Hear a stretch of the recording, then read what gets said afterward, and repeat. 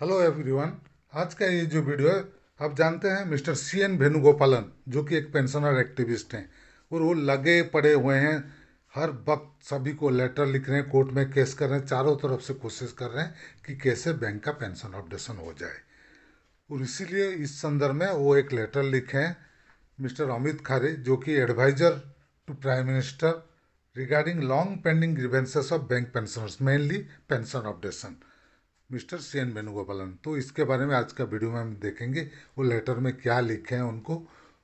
और इसके पहले कि हम वीडियो शुरू करें, अगर आप अभी तक हमारे चैनल को सब्सक्राइब नहीं किए हैं तो प्लीज़ सब्सक्राइब कर दीजिएगा, ताकि आगे हम जो भी वीडियो बनाएंगे उसका जानकारी आपको मिलते रहेगा। चलिए शुरू करते हैं आज का वीडियो। ये देखिए mister C N Venugopalan, ex manager Union Bank of India, former independent director government of India nominees, ई स्टेट बैंक ऑफ ट्रावंकोर। 2011 से 2014 तक वो डायरेक्टर थे। वो लेटर जो लिखे हैं वो 14 जनवरी 2025 को, address to Shri Amit Khare, advisor to prime minister New Delhi. Respected sir, subject long pending grievances of bank pensioners. Bank pensioners का जो लॉन्ग पेंडिंग ग्रीवेंसेस है उसके बारे में वो लेके आए कि हमारा प्राइम मिनिस्टर जो है वो पोर्टफोलियो हैंडल कर रहे हैं, personnel public grievances and pension himself, वो खुद हैंडल कर रहे हैं।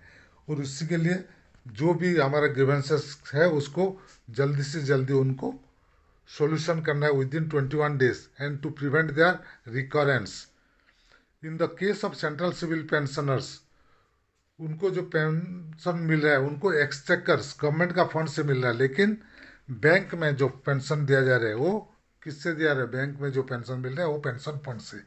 और जो सेंट्रल गवर्नमेंट का पेंशनर्स है उनको 65 ईयर्स के ऊपर हायर पेंशन मिल रहा है, 5%, 10%, 20% एक्स्ट्रा पेंशन मिल रहा है। एंड मेडिकल एक्सपेंसेस भी उनको मिल रहा है, लेकिन बैंक में उन्हें मिल रहा है। मेडिकल एक्सपेंसेस के लिए उनको इंक्रीज करा जा रहा है, क्योंकि जो एडवांस स्टेज में, ये एज में मेडिकल एक्सपेंसेस ज़्यादा है, उसीलिए 65 ईयर्स में इतना परसेंट इंक्रीज, 70 में इतना परसेंट इंक्रीज, ऐसे पेंशन में इंक्रीज किए हैं सेंट्रल गवर्नमेंट का, लेकिन बैंक में ये नहीं है। But the in the case of bank, bank में क्या है, एक अगर जनरल मैनेजर कोई बैंक का है, 25 साल पहले रिटायर किया है, और आज कोई क्लार्क रिटायर कर रहा है, तो उससे कम पेंशन मिल रहा है उस जनरल मैनेजर को। दिस से पेंशन क्यों हो रहा है ये? क्योंकि बैंक में पेंशन अपडेशन हुआ नहीं है जब से पेंशन चल लागू हुआ है। Pension is the bank is payable out of pension fund created out of the CPF of employees and CPF refunded by the employees who retired on or after 1/1/1986। हमारा जो CPF रिटर्न किया उसी के बदले हमको पेंशन मिल रहा है। और अभी जो पेंशन फंड है बैंक का सफिशियंट है, वो है 4,27,644.13 करोड़, 4,27,644 है। और हमारा जो खर्चा हो रहा है एज ऑन 31/3/2024 ये। और हमारा जो एक्सपेंसेस है उसका 25% भी नहीं हो रहा है, जितना एनुअल पे होता है, एनुअल पेमेंट होता है, जितना ऐड हो रहा है हर साल उसका 25% एनुअल पेमेंट में भी नहीं जा रहा है जो ग्रोथ से। तो पेंशन फंड सफिशियंट है पेंशन अपडेशन के लिए, इसीलिए पेंशन अपडेशन कराना चाहिए। तो दूसरी बात है, the bank pensioners are in fact getting plundered in the sunset of their lifes last में, bringing shame to the country. Bank pensioners को इतना नेग्लेक्ट क्यों किया जा रहा है? The image of the honourable prime minister who is reputed as generous to the senior citizen is also being affected badly. इसी के वजह से अफेक्ट हो सकता है प्राइम मिनिस्टर का जो ये रेपुटेशन है। तो इसलिए बैंक का पेंशन अपडेशन कराना चाहिए। द पेंशन रूल के हिसाब से हमारा हर सेटलमेंट में पेंशन अपडेशन होना चाहिए, लेकिन उसको वायोलेट कर रहा है कौन? Indian bank association.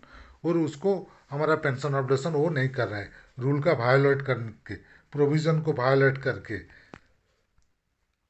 उसके बाद ये लिखे हैं कि there was a memorandum of settlement हुआ था इनके बीच में, बैंक के एम्प्लॉयज़ और उनके बीच में, उस हिसाब से डीए भी हमारा बढ़ना चाहिए।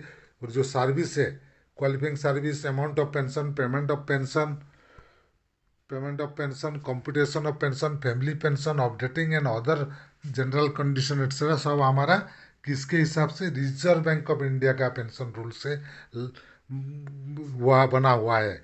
तो सेम है हमारा जो पेंशन रेगुलेशन और आरबीआई का पेंशन सेम है।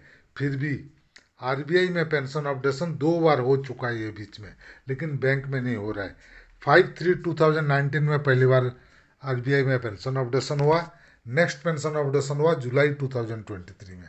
लेकिन बैंक में अभी तक पेंशन अपडेशन नहीं हुआ 1995 के बाद से आज तक। तो उसके बाद अभी रिसेंटली कोर्ट का ऑर्डर से जो आरआरबी का पेंशनर्स थे, जो आरआरबी में पेंशन लागू था पहले 2018 से, लेकिन कोर्ट का ऑर्डर के बाद 1/11/1993 से पेंशन लागू हुआ और उनको एरियर भी मिला। लेकिन जो स्टेट रन बैंक्स है उनको क्यों पेंशन अपडेशन नहीं किया जा रहा है, कुछ समझ में नहीं आ रहा है। It is imperative that pension in the state-run banks also has to be updated as per clause 6 and 12 of the settlement के हिसाब से। तो इसलिए वो लास्ट में रिक्वेस्ट कर रहे हैं, I shall be glad if in the performance of your role, आपका जो रोल है एडवाइजर का, आप अच्छे से प्राइम मिनिस्टर को एडवाइस कीजिए ताकि वो जो बैंक का पेंशनर्स का प्रॉब्लम है उसको जल्दी से जल्दी सॉल्व करें, एक्टराइज कीजिए उनका जो प्रॉब्लम है, और फाइनेंस मिनिस्टर को वो इंस्ट्रक्ट करें कि ताकि वो बैंक का पेंशन अपडेशन जल्दी से जल्दी करा दीजिए। और ईयर 1/3/2019 जो कि आरबीआई का पेंशन अपडेशन हुआ है तब से बैंक का भी पेंशन अपडेशन करा देना चाहिए, क्योंकि हमारा पेंशन अपडेशन बैंक का पेंशन, आरबीआई का पेंशन अपडेशन के आधार पर बना हुआ है in the Reserve Bank of India and became the advisor of about 7 lakhs bank pensioners. It will bring countless blessing to you from bank pensioners numbering about 7 lakhs. Thanks and regards.